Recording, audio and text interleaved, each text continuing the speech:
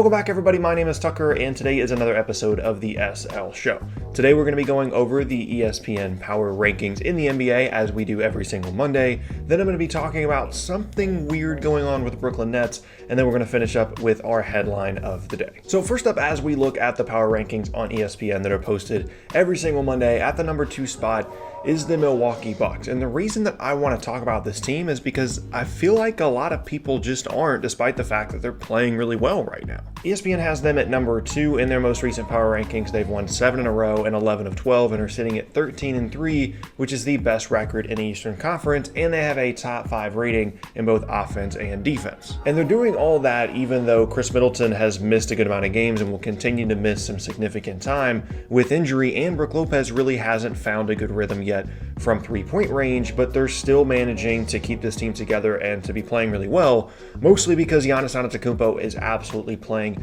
out of his mind. And as much as we talk about James Harden and Luka Doncic in these videos, for me, Giannis is still the MVP, because when you consider what this team lost in the offseason with Malcolm Brogdon and the fact that Chris Middleton is going to be continuing to miss some games and has missed the last 6 or 7 games, and this team is still playing like the best team in the Eastern Conference, at least record-wise, you have to give a ton of credit to Giannis. And again, I think he's the MVP right now, in my opinion. And for whatever reason, like I said, people just aren't talking about this team. And I think that there's still room to improve once Middleton comes back from injury, once Lopez starts hitting shots more on pace with the way that he was hitting them last season. And I also think there's still kind of a move to be made for this team as well. And maybe at some point during the year, Giannis will start to slow down and the loss of Brogdon will become much more apparent, because he's been playing outstanding in Indiana, and they've certainly missed his playmaking and his scoring and his shooting and his defense, all those things that he provided this team last year. But so far, at least in terms of their record, as well as their offensive and defensive ratings, they haven't seemed to miss him that much. Maybe that'll change at some point, but still,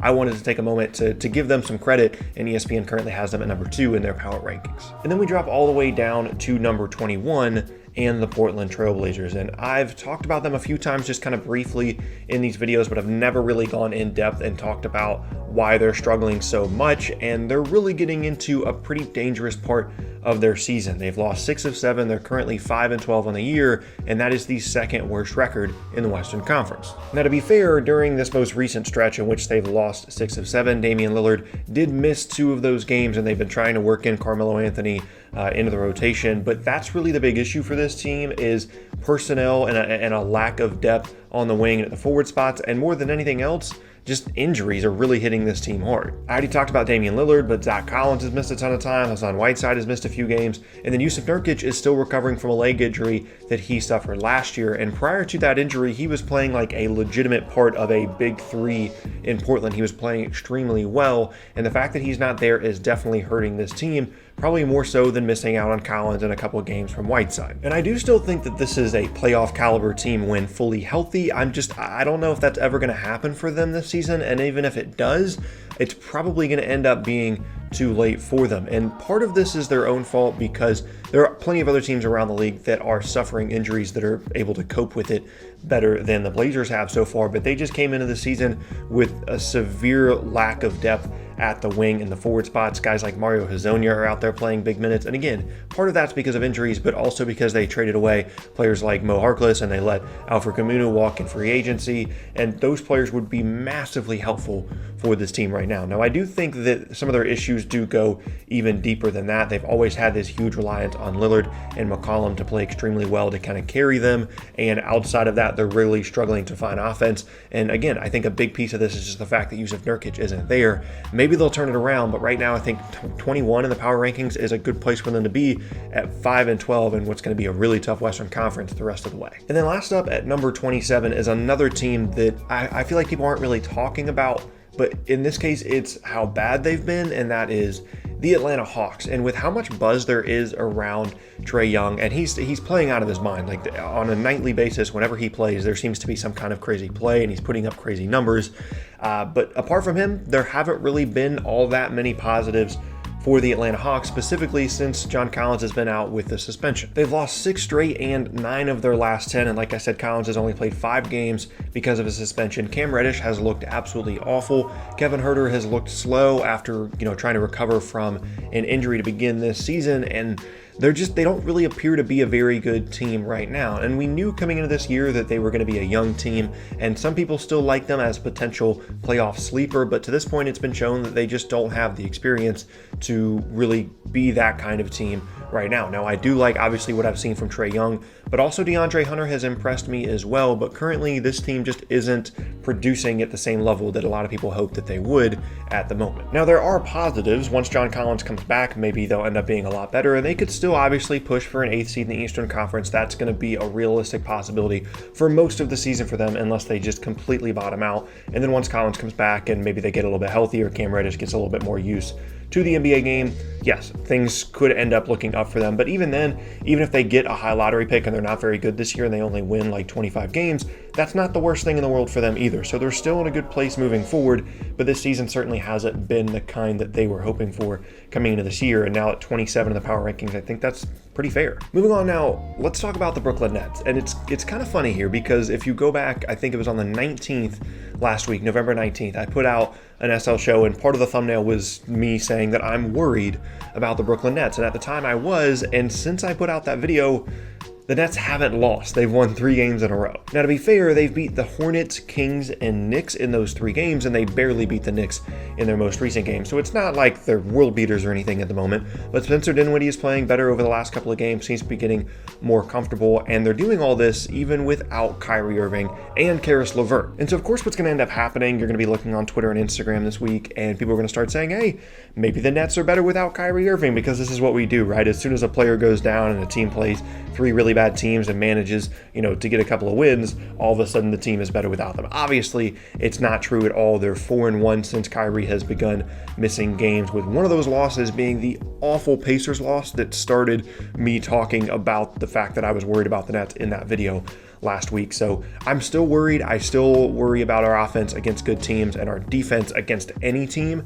They've looked better lately, but again, you have to consider the competition. The Kings have been playing well. I do think that's a solid win, but the Hornets and the Knicks are not wins that I'm going to decide our season is turning around on.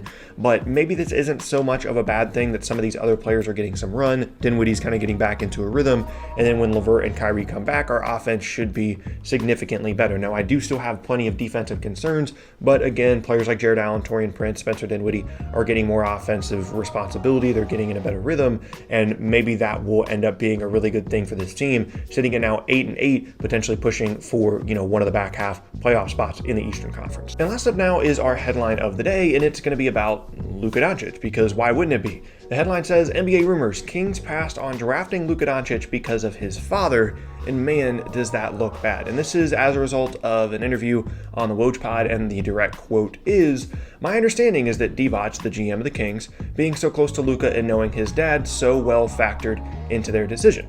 Basically, he didn't think a whole lot of Luka's dad and the whole father, son thing. And this is significant because I don't ever really recall this being a thing for any other draft prospect where you look at him and you're like, man, this guy's really good at basketball, won an MVP in a league of grown men at 18 years old, had a really good season, looks like he's going to be a really good player, but you know what? I don't really like his parents, or specifically his dad in this scenario. I don't ever really recall that being a thing, and I'm sure it has been, but just off the top of my head, I don't really ever remember someone thinking, the basketball stuff is good, but I don't really like their parents. And I don't know in what capacity, Divac is really good friends with Luka's dad, or what his relationship is with that family. I have no idea, but apparently it's close enough for him to think that he doesn't like the father so much and he doesn't want to deal with him so much that he didn't want to draft Luka. Now, I'm sure there's plenty more to it, and I'm sure that they really liked Marvin Bagley, who they selected at the time ahead of Luka and is now out with injury, but I can't fully understand this thinking. And this is going to look really bad for a long time. No matter how good Marvin Bagley ends up being, and he's probably going to be pretty good, could potentially be an all-star at some point, he's not going to be as good as Luka. Luka's probably going to win an MVP within the next couple of seasons, and that's the player that the Kings and the Suns, for that matter, ended up passing on. And headlines like this are only going to make this worse. I also read in the article that Divac just didn't like the idea of De'Aaron Fox and Luka Doncic playing together, and that kind of seems a little bit silly now because Doncic is such a good passer. I can kind of understand the Fox isn't a great off-ball shooter, angle of that, and that's one of the reasons that Dennis Smith Jr. ended up getting traded away to New York. Also, he just hasn't looked that good as an NBA player to this point. But it's just a really bad look for the Kings right now, and for the Suns as well, for ending up passing on Luka Doncic. Now, we're only, less than a year and a half into Luka's NBA career, so things could change, things could turn around. Maybe this isn't as big of a rumor as it seems right now, but at the end of the day, it's still not a great look to pass up all the basketball knowledge you have and instead just say, I don't feel like dealing with that guy's dad. Let's pass on Luka. And yeah, there you have it. That is going to be the end of today's video, and I thank you all very much for watching. Once again, my name is Tucker. If you missed any of my previous videos, then be sure to check out the boxes on screen. Thanks again, and I'll see you all next time.